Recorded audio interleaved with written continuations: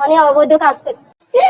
এরপরে আমি দিতে চাই না, জোর করে একবার গেছে। এনসিবি করছ, এনসিবি 7,000 মিডামো, এনসিবি 7,000 দেখামো, একথা কয়ে আমার স্বামী আর আমি ঝালমুড়ি ঝালমুড়ি খেতেছি। আমার স্বামীরে নিয়ে এরকম মানে রুম আর একটা রুমে নি দরজা মারি ফেছে।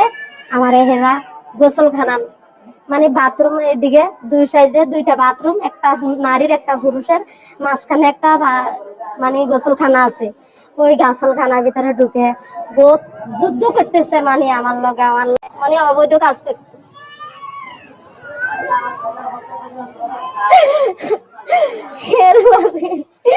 এরপরে আমি দিতে চাই না, জোর করে একবার গেছে। তারপরে চলে গেছে। আমি কান্দি কাটি, আমার স্বামীর আমি ঘরে চলে গেছি, আমার স্বামীকে আমি এখানে থাকতাম। এরপরে সকালবেলা 6:30-6টার সময় আবার এরা আবার আইছে, 8-10 জন মিলে আইছে।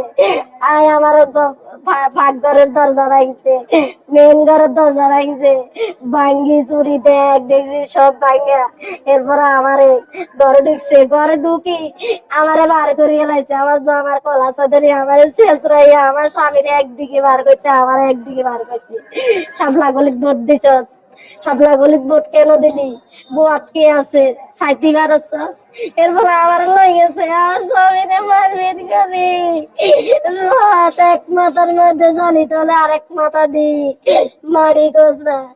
এরপরে আমার নিয়ে গেছে,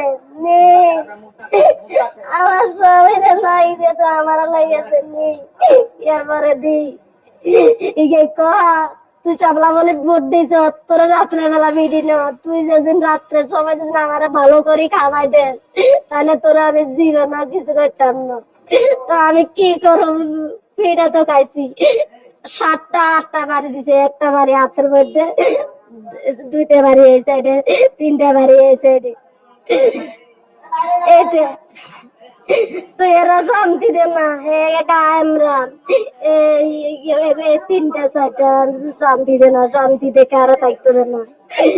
আমার কেন, আমি কি অপরাধ করছি? সব লাগালে বলছি আমি নির্যাতন, আমার ইজ্জত নিয়ে বলছি চিলিমিলি করতো।